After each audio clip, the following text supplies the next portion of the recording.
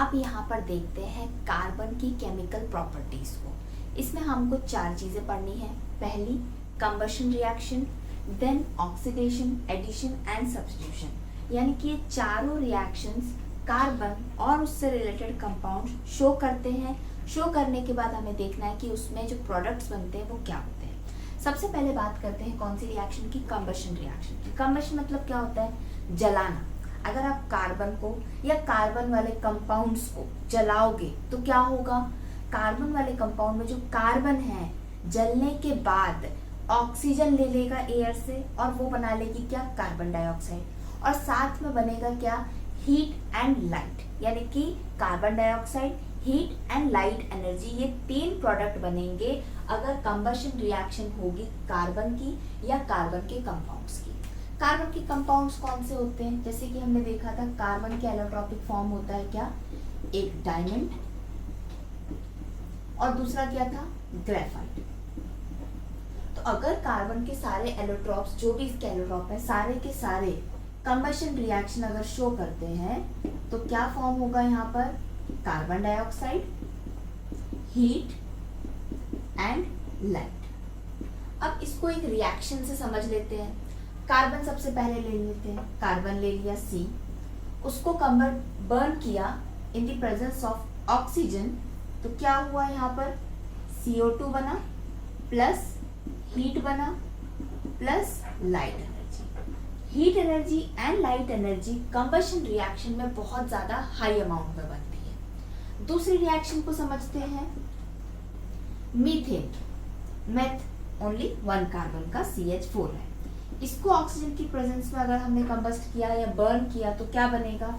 Same carbon dioxide, heat बनेगी, light बनेगी, लेकिन एडिशनल वाटर मॉलिक्यूल बनेगा और हीट एंड लाइट। क्लियर यहाँ तक? थर्ड हम एग्जाम्पल ले लेते हैं कार्बन कंपाउंड का, ethanol. CH3 CH2OH, ethanol. Math एथ, 2 कार्बन, 1 2, ओल यानी कि अल्कोहलिक ग्रुप है। इथेनॉल को ऑक्सीजन की प्रेजेंस में अगर हमने बर्न किया तो क्या बनेगा? Same carbon dioxide, water, heat large amount में एंड लाइट एनर्जी। तो देखो यहाँ पर हो गया कार्बन, ये वाला हमने कार्बन पढ़ना है। कार्बन के कंपाउंड्स में आ गया आपका मीथेन एंड इथेनॉल। इन सबको हमने कंबशन रिएक्शन किया तो सब में क्या प्रोड्यूस हुई? कॉमन चीज कार्बन डाइऑक्साइड। एडिशनल यहाँ पे हुआ वाटर और हीट एंड लाइट, ये सब में कॉमन थी। यहाँ तक क्लियर हो गया कंबशन रिएक्शन। अब देखो आपने एक और चीज पढ़ी थी, कार्बन जब ओनली हाइड्रोजन के साथ में रिएक्ट करके कुछ कंपाउंड्स बनाते हैं तो उसको क्या बोलते हैं? हाइड्रोकार्बन्स बोलते हैं, राइट? और हमने ये भी देखा था जो हाइड्रोकार्बन्स होते हैं वो अगेन 2 टाइप्स के होते हैं। कैसे?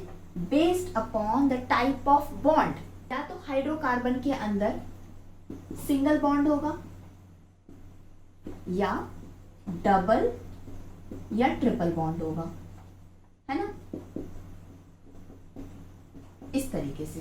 तो अगर हाइड्रोकार्बन में, कार्बन के कंपाउंड में सिंगल बॉन्ड है, ओनली सिंगल बॉन्ड है, तो उसको क्या बोलते थे?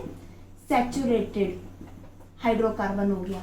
और डबल ट्रिपल बॉन्ड है तो उसको बोलते थे अनसैचुरेटेड हाइड्रोकार्बन। अब देखो सैचुरेटेड हाइड्रोकार्बन और अनसैचुरेटेड हाइड्रोकार्बन को भी कंबशन रिएक्शन के अंदर देखते हैं करके क्या फॉर्म होता है। अगर सैचुरेटेड हाइड्रोकार्बन है, सिंगल बॉन्ड है, कंबशन रिएक्शन शो कर रहा है या हम उसको जला रहे हैं उस कार्बन कंपाउंड को, तो जो फ्लेम निकल के आती है वो कैसी फ्लेम होती है? क्लियर फ्लेम देखने को मिलती है। ठीक है, अब क्लियर का मतलब समझ में आएगा जब हम अनसैचुरेटेड को समझेंगे। अगर अनसैचुरेटेड कोई कार्बन का कंपाउंड है जिसमें डबल या ट्रिपल बॉन्ड प्रेजेंट है, उसको अगर हम बर्न करेंगे, कंबशन रिएक्शन होगी, तो वहां पे जो फ्लेम आएगी वो कैसी आएगी? सूटी फ्लेम आएगी। सूटी फ्लेम मतलब काला धुआं निकलेगा, आपको काला धुआं देखने को मिलेगा। आप उसको वहां पर कुछ स्टील या कुछ मेटल रख दोगे तो वो काला धुआं वहां पे चिपक जाएगा और आप उस काले धुएं से ब्लैक कलर का कार्बन को हाथ में ले सकते हो। जैसे कि जो गैस होती है, स्टोव होते हैं, या जो कैरोसिन से चलने वाले लैंप होते हैं, पहले के ज़माने में पढ़ाई किया करते थे या फिर जब लाइट चली जाती तो वो लैंप का यूज़ करते थे। तो वो लैंप कैसे होते थे, नीचे यहाँ पर एक रिजर्वायर टाइप होता है जहाँ पे क्या प्रेजेंट होता है, केरोसिन होता है, राइट। और यहाँ पे कुछ ऐसा ग्लास का ये लैंप बना होता है और यहाँ पर होती है क्या, विक यानी कि बत्ती बनी होती है कि, ठीक है। और यहाँ पर कुछ छोटे छोटे से होल्स प्रेजेंट होते हैं। वो होल्स क्यों होते हैं, ताकि एयर जो है इस होल से अंदर जा सके। एयर अंदर क्यों जाएगी, देखो जो केरोसिन है ये क्या है, केरोसिन एक प्रोडक्ट है जिसके अंदर कार्बन प्रेजेंट है, राइट। तो यहाँ पे हम केरोसिन को क्या समझते हैं, कोई कार्बन का कंपाउंड है, इसमें कार्बन प्रेजेंट है केरोसिन। एयर आएगी अंदर कार्बन के साथ में और हम इसको अब क्या करेंगे, जलाएंगे। इस विक को हम कंबस्ट कर रहे हैं, यहाँ पे बर्न कर रहे हैं, राइट, जलाएंगे। तो जैसे जैसे ऑक्सीजन मिलेगी तो ये कार्बन ऑक्सीजन के साथ में रिएक्ट करेगा, राइट, कंबशन रिएक्शन होगी। लेकिन स्टार्टिंग में तो आपका लैंप अच्छे तरीके से जलता है, लेकिन लास्ट में जब केरोसिन कम होने लगता है और एयर पूरी तरीके से नहीं पहुंच पाती, तब क्या होता है, ये लैंप के आसपास में अंदर की तरफ ग्लास में ब्लैक ब्लैक कलर का आपको धुआं देखने को मिलेगा और ये लैंप ब्लैक हो जाता है कुछ टाइम के बाद, ठीक है। ये हो गया एक एग्जाम्पल। दूसरा एग्जाम्पल है गैस, जो हमारे घर में होती है किचन के अंदर, उसके ऊपर आप बर्तन रख के जो भी आप खाना बनाते हो, जब गैस खत्म होने वाली होती है, एंड पर होती है, तो वो बर्तन काले करने लगती है। क्यों काले करने लगती है, क्योंकि उसको सफिशिएंट ऑक्सीजन नहीं मिल पाता है जलने के लिए। तो जैसे ही वो जलता है, उसके अंदर जो भी गैस प्रेजेंट है सिलेंडर के अंदर, वो टाइप ऑफ कार्बन कंपाउंड है उसके अंदर, वो जलेगा तो वो सूटी फ्लेम देता है। तो यहाँ पर क्या समझने वाली बात है, जो अनसैचुरेटेड हाइड्रोकार्बन प्रेजेंट है इस केरोसिन के अंदर, उसमें डबल ट्रिपल बॉन्ड है, अनसैचुरेटेड है, उसको हीट करते तो यहाँ पे हमें क्या मिलता है, सूटी फ्लेम देखने को मिलती है। और क्लियर फ्लेम होती है किसमें, सैचुरेटेड हाइड्रोकार्बन। एक और इम्पॉर्टेंट पॉइंट ये है, जो सैचुरेटेड हाइड्रोकार्बन्स होते हैं वो हमेशा ऑलवेज क्लियर फ्लेम नहीं देते और अनसैचुरेटेड हाइड्रोकार्बन्स सूटी फ्लेम देते हैं। तो सैचुरेटेड हाइड्रोकार्बन्स वो भी सूटी फ्लेम दे सकते हैं।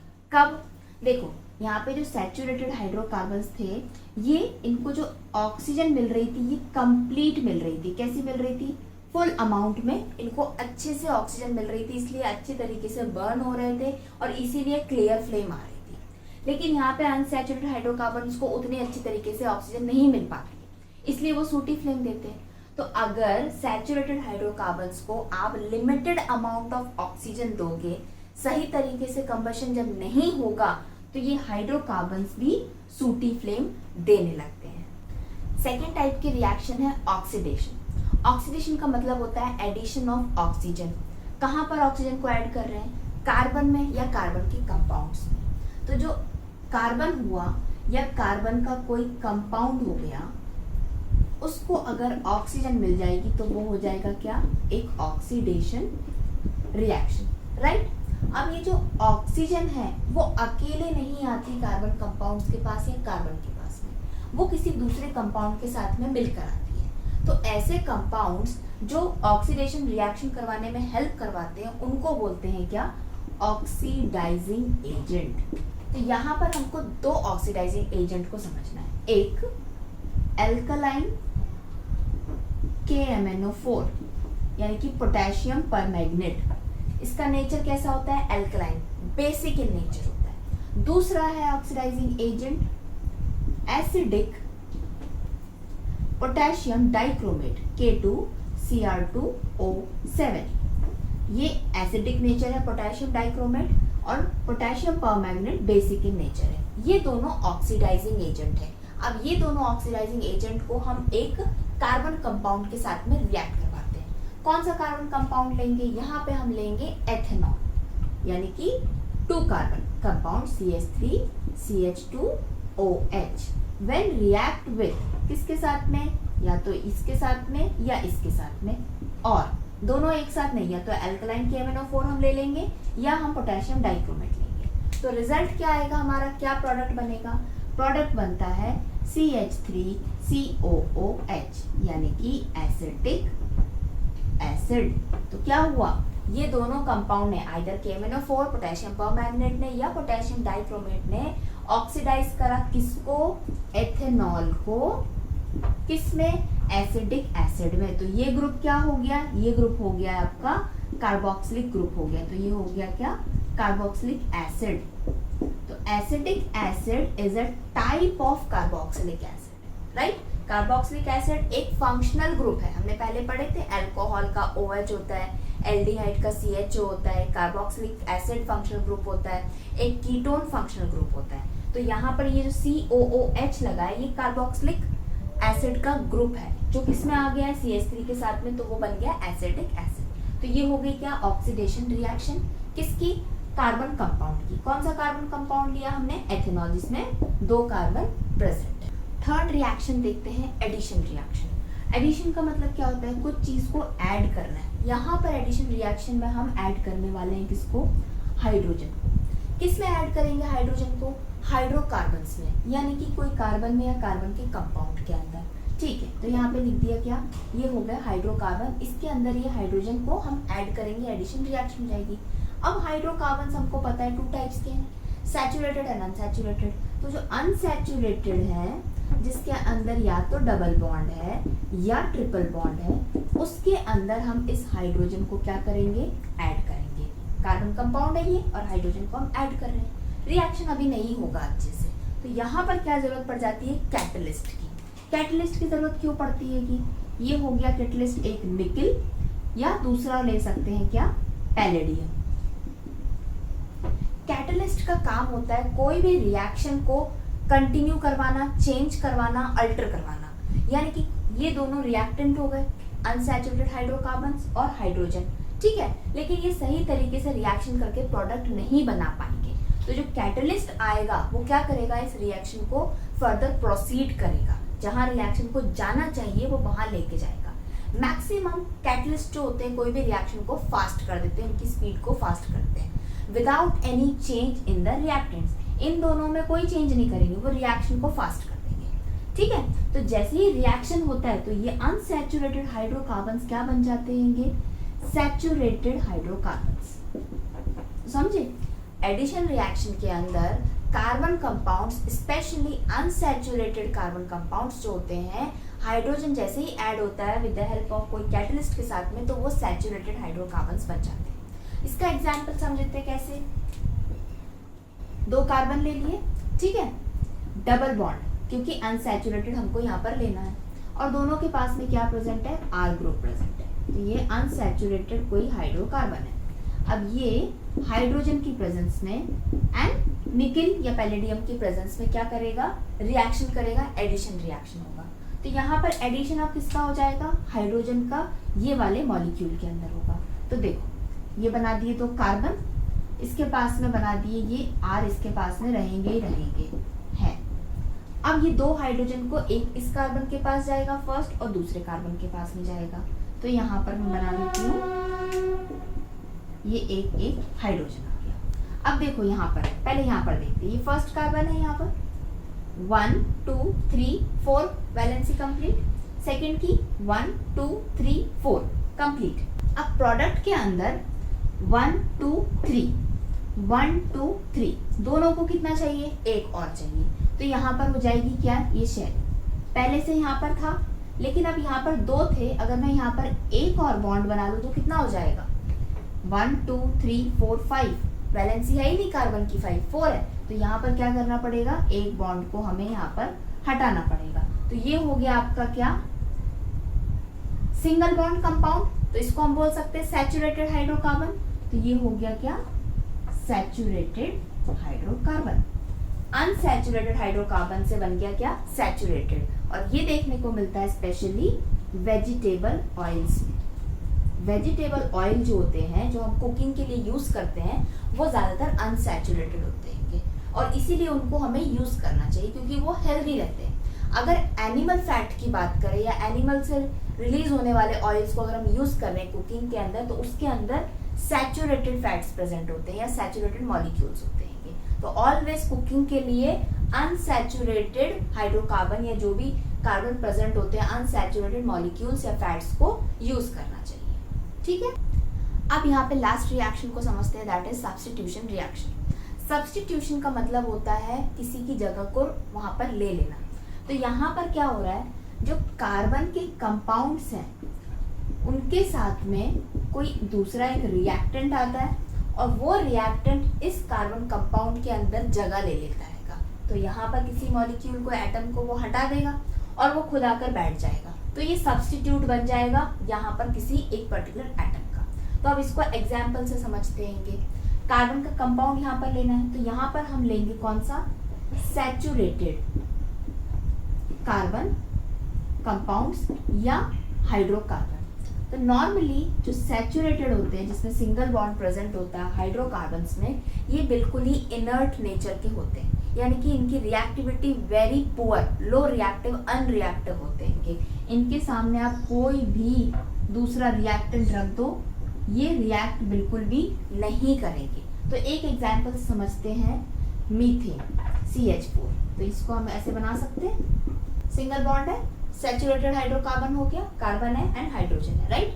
अब ये CH4 अगर मैं यहाँ पे क्लोरीन रख दूं तो ये रिएक्ट नहीं करेगा, लेकिन सनलाइट की प्रेजेंस में, किसकी प्रेजेंस में, सनलाइट की प्रेजेंस में ये रिएक्शन बहुत फास्ट हो जाती है, रिएक्शन होने लगती है। रिएक्शन होने के बाद में अब क्या प्रोडक्ट बनता है, तो इसमें ये वाले स्ट्रक्चर को हम देख लेते हैं।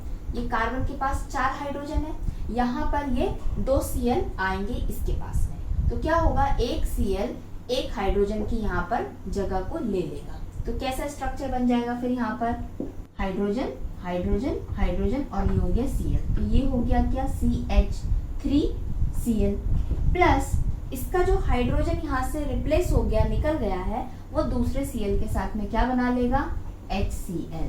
तो क्या हुआ, यहाँ पर क्लोरीन ने एक सब्स्टिट्यूट हो गया, इसने सब्स्टिट्यूशन कर दिया हाइड्रोजन का, इसको रिप्लेस कर दिया, खुद आके बैठ गया और एक दूसरा HCl का मॉलिक्यूल बन गया।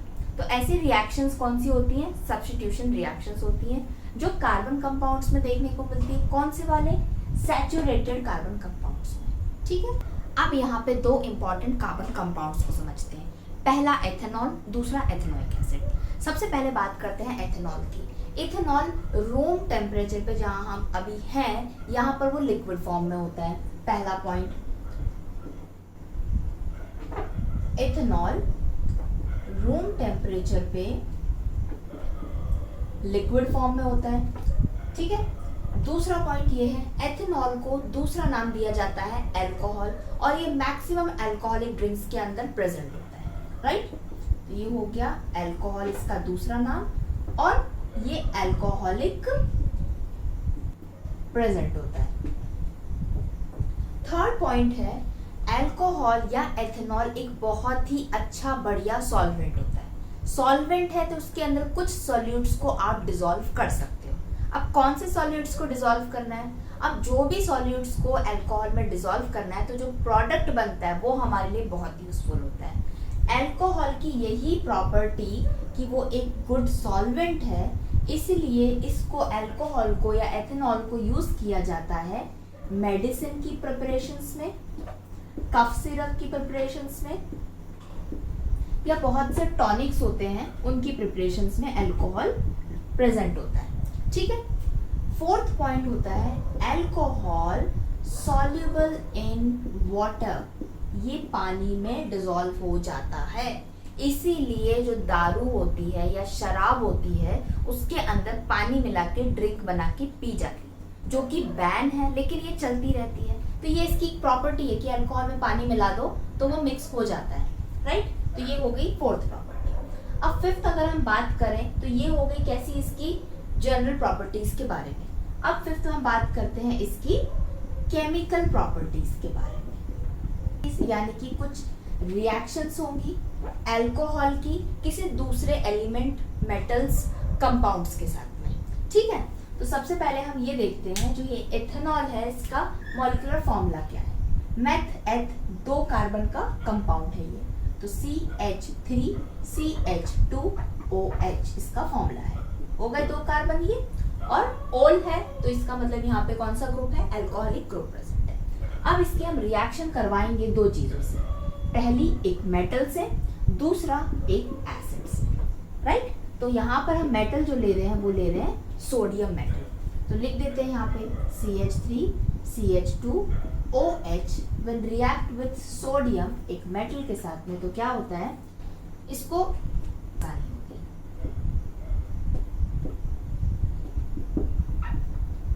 ये सोडियम क्या करता है, इस हाइड्रोजन को रिप्लेस कर देता है, राइट। और ये जो कंपाउंड फॉर्म होता है इसका नाम होता है क्या, सोडियम एथॉक्साइड,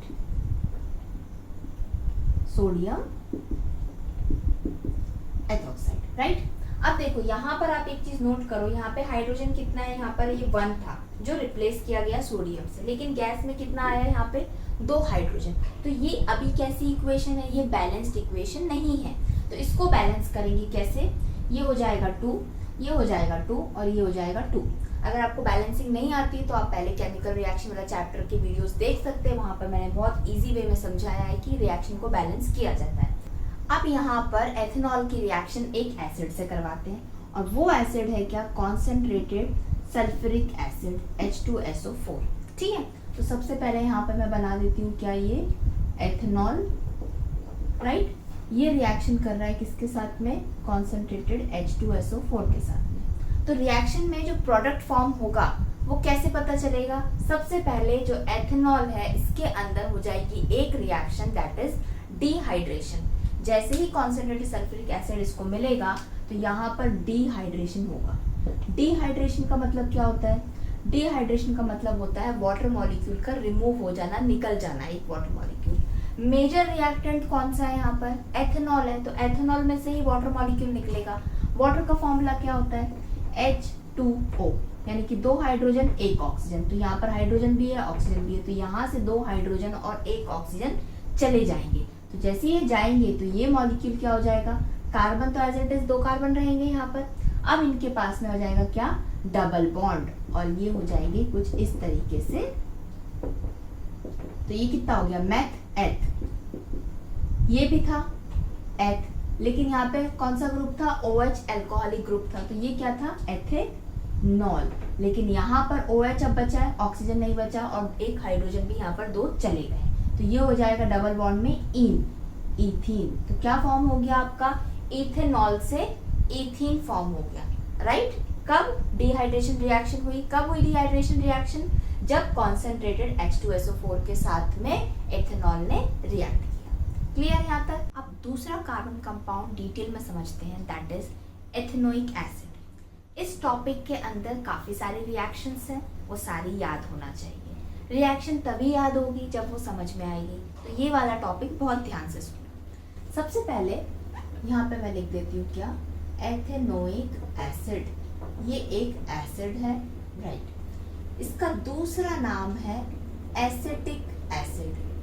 एसिटिक एसिड का फॉर्मूला क्या होता है, CH3COH,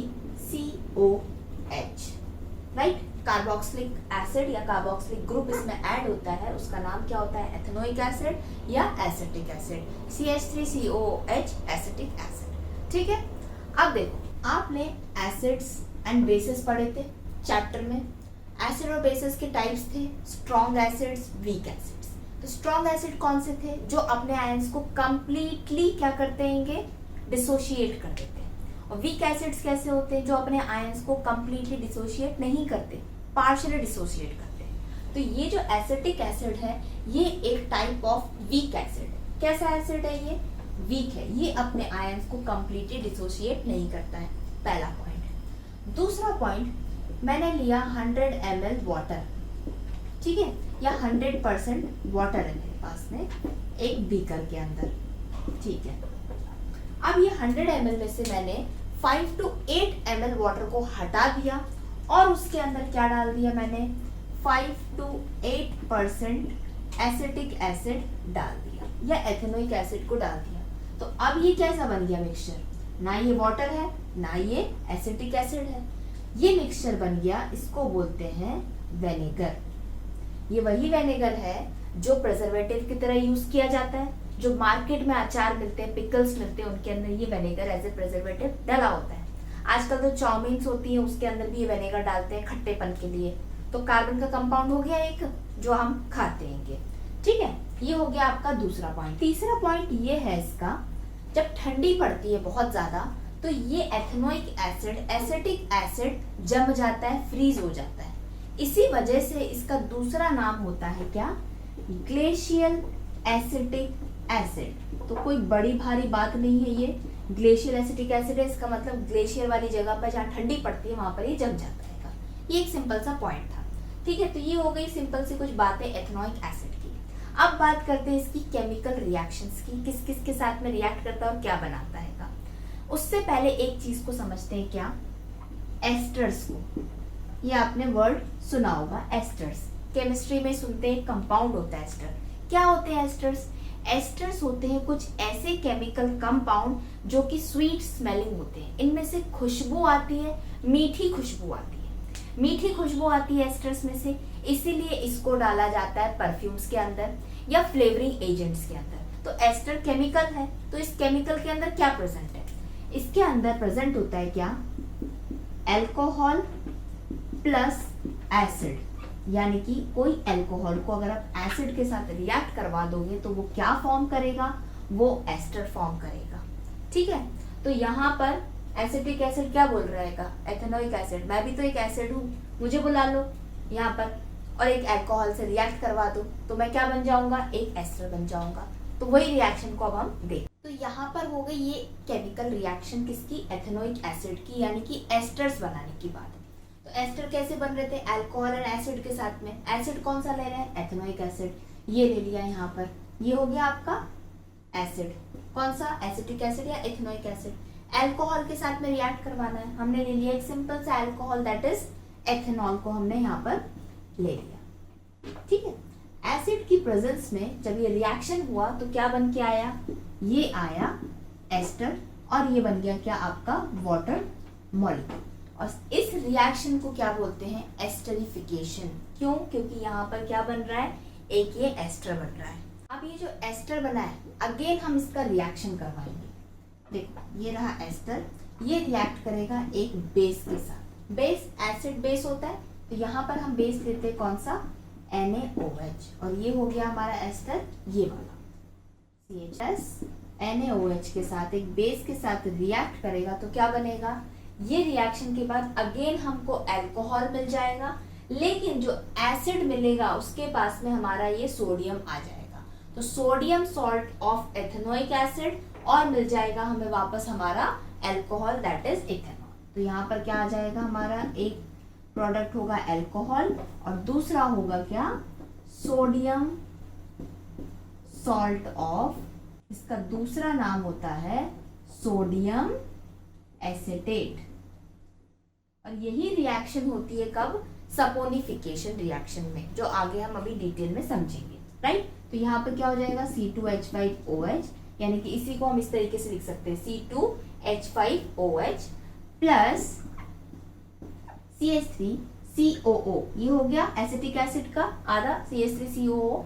H की जगह पे क्या आ जाएगा यहाँ पर, N, sodium salt of ethanoic acid या एसिटिक एसिड।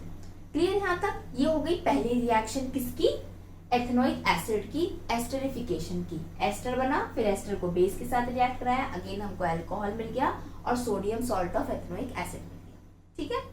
दूसरी केमिकल रिएक्शन है एथेनोइक एसिड की, रिएक्शन विद अ बेस। पहले हमने एस्टर की रिएक्शन बेस से करवाई थी, अब हम यहाँ पे डायरेक्टली एथेनोइक एसिड की रिएक्शन बेस के साथ करवाते हैं। तो पहले हम लिख लेते हैं कि क्या, ये एथेनोइक एसिड का फॉर्मूला यानी कि एसिटिक एसिड प्लस NaOH, यानी कि ये हो गया एक बेस।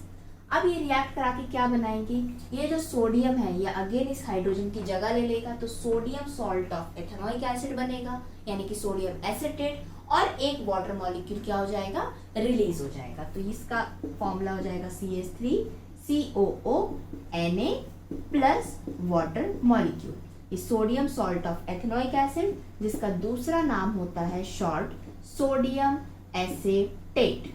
एसिटिक एसिड है ये, एसीटेट हो गया, राइट। ये हो गई क्या आपकी दूसरी रिएक्शन। तीसरी रिएक्शन में हम एसिटिक एसिड या एथेनोइक एसिड का रिएक्शन करवाएंगे सोडियम कार्बोनेट के साथ या सोडियम हाइड्रोजन कार्बोनेट के साथ में। तो देखो यहाँ पे लिखा हमने प्लस एक और CH3COOH लिखते हैं, प्लस सोडियम कार्बोनेट यानी कि Na2CO3, sodium hydrogen carbonate Na2HCO3, sodium hydrogen carbonate, sodium carbonate. ठीक है, तो अब रिएक्शन में क्या होगा, सेम जो यहाँ बन रहा है ये सोडियम हाइड्रोजन की जगह ले लेगा, sodium salt of ethanoic acid, sodium acetate बनेगा दोनों जगह पर क्योंकि यहाँ पर भी सोडियम प्रेजेंट है। एडिशनली क्या बनेगा, वाटर भी बनेगा यहाँ पर क्योंकि हाइड्रोजन यहाँ पर है ऑक्सीजन के साथ में। यहाँ पे हमको क्या मिला है, CO3 कार्बोनेट फॉर्म में, तो हमको यहाँ पर कार्बन डाइऑक्साइड मिलेगी प्रोडक्ट में। तो इसके हम लिखते हैं ये अब प्रोडक्ट, तो ये हो जाएगा CH3COONA plus water molecule plus carbon dioxide gas.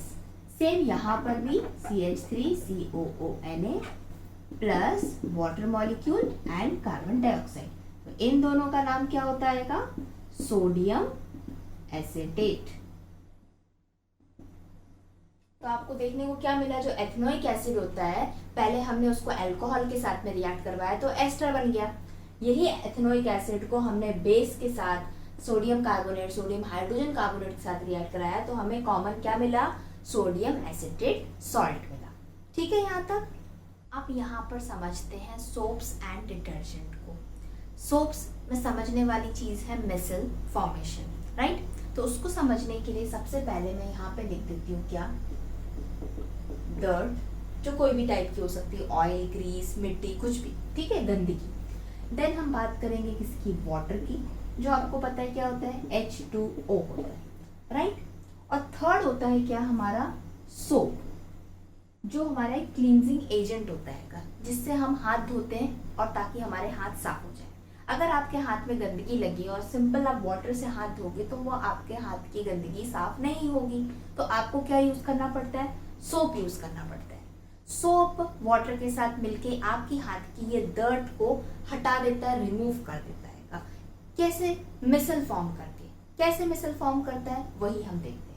उससे पहले समझते हैं कि पानी का फॉर्मूला आपको पता है, H2O, hydrogen and oxygen element से वाटर बन जाता है। सोप क्या होता है, सोप होता है लॉन्ग कार्बन की चेन जिसमें कार्बोक्सिलिक एसिड एक एंड पर होता है, और जब उस कार्बोक्सिलिक एसिड पर सोडियम या पोटेशियम आकर बैठ जाता है तो वो बन जाता है क्या, सोप। तो कैसे बनाएंगे इसको, सबसे पहले एक लॉन्ग कार्बन की चेन, कितनी भी लंबी हो सकती है, ठीक है, यहाँ पर हम इतनी लंबी ही ले रहेंगे, ठीक है, ये हो गई कार्बन की चेन। अब इस कार्बन की चेन के एंड में क्या है, कार्बोक्सिलिक एसिड है, COOH ग्रुप प्रेजेंट है, ठीक। अब यहाँ पर क्या होता है, इस कार्बोक्सिलिक एसिड की जगह पर यहाँ पर H पर आके बैठ जाता है कौन, सोडियम या पोटेशियम, ठीक है। तो ये क्या हो गया, सोडियम या पोटेशियम की लॉन्ग कार्बोक्सिलिक एसिड की चेन में आके बैठ गया, ठीक। तो अब इस चेन का नाम हो जाता है क्या, sodium potassium salt of long carboxylic acid chain. कैसा, सोडियम या ये होता है सोप, इतना बड़ा, ठीक है।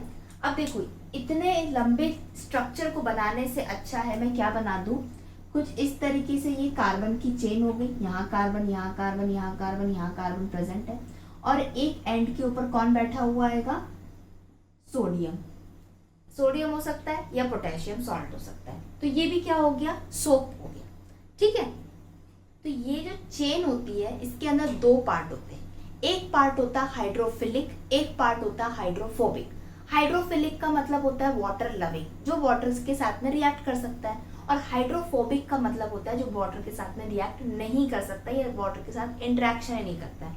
तो ये सोप के मॉलिक्यूल के अंदर जो ये सोडियम वाला पार्ट होता है जहां पर चार्ज प्रेजेंट होता है, पॉजिटिव चार्ज होता है सोडियम का, ये हाइड्रोफिलिक इन नेचर होता है। कैसा होता है, हाइड्रोफिलिक, वाटर लविंग होता है। और ये जो कार्बन की चेन होती है ये होती है कैसी, हाइड्रोफोबिक, ठीक है। इतना समझ में आ गया, ये सोप है, कार्बन की एक लंबी चेन होती है, सोप के अंदर कार्बोक्सिलिक एसिड ग्रुप होता है एंड में, वहां पर सोडियम या पोटेशियम आके बैठ जाता है। तो सोडियम या पोटेशियम जो भी बैठे पॉजिटिव चार्ज होता है, तो जहां पर चार्ज होता है वो वाटर के पास में जाके रिएक्ट कर सकता है सोप का मॉलिक्यूल, और जहां पे चार्ज नहीं होता है यानी कार्बन की चेन, वो वाटर के पास में नहीं जाता। अब मैंने क्या किया, ये साबुन को पानी में डाल दिया, किस में डाल दिया, इस पानी के अंदर मैंने डाल दिया इस साबुन को, तो अब क्या होगा, साबुन को जैसे ही पानी में डालेंगे तो साबुन की जो चेन थी उसमें जो सोडियम वाला पार्ट था वो ही केवल पानी के साथ रिएक्ट करेगा और बाकी की जो चेन है वो रिएक्ट नहीं करेगी। तो कैसा स्ट्रक्चर बन जाएगा अब इसका, ये पानी हो गया यहाँ पर होगा कुछ इस तरीके से, ये हो गया सोडियम और ये हो गई चेन, ये हो गया सोडियम, ये हो गई चेन सोप की, साबुन की। ठीक है, तो ये था केवल साबुन का और पानी का रिएक्शन। ठीक, अब बात करते हैं कैसी, डर्ट की, यानी कि गंदगी, जो कि कहाँ लगी है, सपोज किसी हाथ पे लगी हुई है यहाँ पर ये डर्ट। अब क्या होगा, ये जो स्ट्रक्चर बने ये कैसे बने, हाइड्रोफोबिक पार्ट जो है पानी से दूर हो गया और हाइड्रोफिलिक पार्ट पूरे पानी के साथ में यहाँ पर चिपक गया। लेकिन जब ये हाथ पानी के अंदर मैं डाल दूंगी और जिस पानी के अंदर ऑलरेडी साबुन प्रेजेंट है तो क्या होगा, हाथ तो अंदर जाएगा, ये वाला हाथ अंदर जाएगा, इसकी जो गंदगी है या जो भी डर्ट है वो पानी के अंदर आ जाएगी। ये आपका हाथ उसी में पड़ा हुआ है, पानी के अंदर गंदगी चिपकी हुई है। तो अब क्या होगा, ये जो सोप का मॉलिक्यूल है इसकी जो कार्बन की चेन जो पानी से हेट करती है, हाइड्रोफोबिक है, वो डर्ट को अटैच कर सकती है, वो जो भी गंदगी है उससे वो ज्यादा अटैच हो सकती है। तो अब यहाँ पर क्या होगी, खींचातानी, सोडियम बोल रहा है कि मैं पानी से यहाँ पे अटैच हूँ, पानी यहाँ है, ये कार्बन की चेन बोलती है मेरे को डर्ट से अटैच होना है, तो क्या करें, तो ये दोनों सब मिल के क्या करते हैं, एक अलग ही स्ट्रक्चर फॉर्म करते हैं। उस स्ट्रक्चर को बोलते हैं क्या, मिसल। कैसे बनाते हैं, देखो यहाँ पर ये क्या करते हैं, ये सोडियम हो गया, ये इसकी चेन हो गई, ये सोडियम हो गया, ये इसकी चेन हो गई, कुछ इस तरीके, और ये बीच में यहाँ पर हो गई क्या आपकी डर्ट। तो बन गया कुछ स्ट्रक्चर। अब ये वाला जो मॉलिक्यूल है ये पानी के अंदर रह सकता है, कैसे, यहाँ पर आ जाएगा ये आपका वाटर जो सोडियम से अटैच रहेगा क्योंकि हाइड्रोफिलिक है, और बीच में पानी नहीं होगा, बीच में क्या होगा, पूरी डर्ट प्रेजेंट होगी। इस पूरे स्ट्रक्चर को क्या बोलते हैं, मिसल बोलते हैं, राइट। अब ये जो मिसल एक मॉलिक्यूल बना है, ये वाटर के अंदर केवल एक मॉलिक्यूल है, नहीं, बहुत सारे हैं। क्यों बहुत सारे हैं, क्योंकि डर्ट कितनी है, बहुत सारी है, तो इसमें के बहुत सारे मिसल्स इस पानी के अंदर बन जाते हैं। क्लियर हो गई ये वाली बात। अब ये बहुत सारे इसमें के मिसल्स हैं, सपोज ये है एक, ये दो, ये तीन, ये चार है, ठीक है, और बाहर की तरफ में क्या है, सोडियम प्रेजेंट है। सोडियम के ऊपर कौन सा चार्ज आएगा, पॉजिटिव चार्ज है, यहाँ पर भी सोडियम होगा पॉजिटिव, ये सब सोडियम के आयंस है, इसके ऊपर भी सोडियम के आयंस है। और ये क्या है, ये मिसल 1, मिसल 2, मिसल 3, मिसल 4 है। तो अब पॉजिटिव है, ये पॉजिटिव है, क्या ये दोनों मिसल अट्रैक्ट करेंगे एक दूसरे से, नहीं करेंगे, रिपल करेंगे, आयन आयन का रिपल्शन होगा।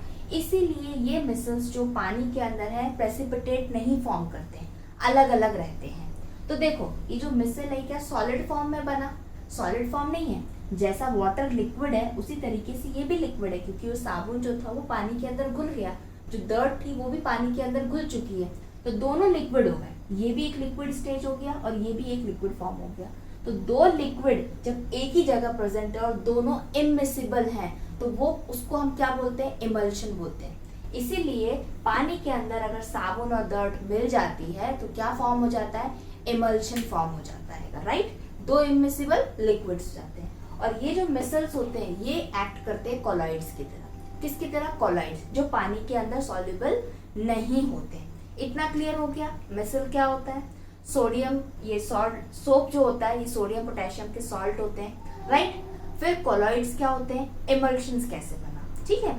अब ये इतना प्रोसेस होने के बाद में ये मिसल्स आपस में अट्रैक्ट तो करेंगे नहीं, अलग अलग पड़े रहेंगे सब डर्ट को पकड़ कर। अब और पानी जब ऐड करते हैं हम नल के नीचे जब हाथ धोते हैं तो ये पूरे के पूरे मिसल्स क्या हो जाते हैं, आउट हो जाते हैं, हमारे हाथ से निकल जाते हैं। तो इस तरीके से जो डर्ट होती है मिसल के साथ में क्या हो जाती है, धुल जाती है। तो ये था क्या आपका सोप का मैकेनिज्म, हाथ साफ करने का या बॉडी साफ करने का, या जो आप सोप से यूज करते हैं क्लीन करने के लिए, वो ये इसकी एक मेथड होती है। क्लियर। यहाँ पर आप बात करते हैं डिटर्जेंट्स की। जब हम साबुन का यूज करके पानी में कुछ डर्ट को निकालने की कोशिश करते हैं और अगर वो डर्ट निकल जाती है तो वो साबुन जो है या सोप है वो सक्सेसफुल है उस डर्ट को रिमूव करने के लिए। लेकिन कभी कभी ऐसा होता है कुछ सोप्स को हम यूज करते हैं डर्ट को रिमूव करने के लिए, कपड़ों की हो गई या बहुत सी ऐसी चीजों की हो गई, तो वहां पर वो डर्ट रिमूव नहीं होती या साफ नहीं होती वो चीज, और उल्टा वहां पर एक चीज फॉर्म होती है जिसको बोलते हैं स्कम। तो ये क्यों होता है? क्योंकि साबुन उतना इफेक्टिव नहीं होता उस डर्ट को निकालने के लिए। ऐसा क्यों होता है? क्योंकि समटाइम्स जो वाटर होता है वो हार्ड वाटर होता है। हार्ड वाटर, उस वाटर के अंदर calcium and magnesium salt present होते हैं, राइट। तो यहाँ पर हम देखते हैं जो वाटर है अगर वो हार्ड है, हार्ड वाटर का मतलब है उसके अंदर प्रेजेंट है या तो कैल्शियम या मैग्नीशियम। अगर ये प्रेजेंट है तो सोप यहाँ पर काम नहीं करेगा, इस पानी में पूरी तरीके से डर्ट को रिमूव नहीं करेगा। तब क्या किया जाता है? तब यूज करा जाता है डिटर्जेंट्स को। तो डिटर्जेंट हार्ड वाटर के अंदर भी डर्ट को रिमूव कर देते हैं जो सोप नहीं कर पाते। तो इन दोनों में कुछ तो डिफरेंस होगा, तभी डिटर्जेंट ज्यादा अच्छा काम कर पा रहा है। ज्यादा अच्छा डिटर्जेंट काम इसलिए कर पाता है क्योंकि डिटर्जेंट क्या है? Sodium salt of sulphonic acid या अमोनियम सॉल्ट विद क्लोराइड्स और ब्रोमाइड आयंस। सोप क्या था? सोडियम या potassium salt of carboxylic acid था, ठीक है। सबसे पहले हम बात करते हैं, अगर हमने सोप लिया हार्ड वाटर के अंदर तो जो उसमें सोडियम या पोटेशियम आयंस थे वो क्या करते हैं? ये कैल्शियम मैग्नीशियम के साथ में रिएक्ट कर जाते हैं और प्रेसिपिटेट फॉर्म कर लेते हैं। जैसे ही वो प्रेसिपिटेट फॉर्म करते तो वो बन जाता है स्कम। तो वो अलग से दिखाई देता है कि ये झाग है, बिल्कुल साफ नहीं हो रहा है। तो ये हो गया क्या? पहला पॉइंट सोप का। तो जो सोप है वो क्या फॉर्म कर देता है? स्कम फॉर्म कर देता है। क्यों फॉर्म कर देता है? क्योंकि सोप के अंदर जो सोडियम या पोटेशियम होते हैं वो रिएक्ट कर जाते हैं कैल्शियम या मैग्नीशियम के साथ में स्कम को बनाने के लिए, ठीक है। तो इसलिए यहाँ पे डर्ट रिमूव नहीं हो पाती। अब बात करते हैं किसकी? डिटर्जेंट की। डिटर्जेंट में क्या है? जो आयंस प्रेजेंट है, ब्रोमाइड या क्लोराइड आयंस प्रेजेंट है। अब ये डिटर्जेंट को हम पानी में डालेंगे जो कि हार्ड वाटर है, तो वहां पर वो कैल्शियम और मैग्नीशियम के साथ में रिएक्ट नहीं करेगा जो यहाँ पे सोप रिएक्ट कर रहा था। सोप रिएक्ट कर रहा था तो क्या बना रहा था? प्रेसिपिटेट बना रहा था, राइट। लेकिन डिटर्जेंट के अंदर उसके आयंस प्रेसिपिटेट फॉर्म नहीं करेंगे।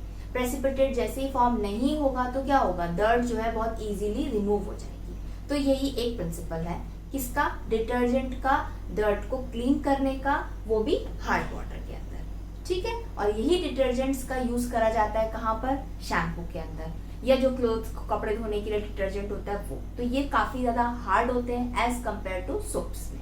तो यहाँ पे कंप्लीट हुआ आपका chapter number 4, carbon and its compound. अगर ये चैप्टर आपको समझ में आया है, वीडियो पसंद आया है, तो इसको लाइक और शेयर जितना हो सके उतना करिए। और हाँ, अगर आपको पूरी क्लास 10th की साइंस पढ़नी है तो वन बायोलॉजी चैनल को सब्सक्राइब करें, क्योंकि यहाँ पे चैप्टर वाइज मैं आपको एक चैप्टर समझाने वाली हूँ।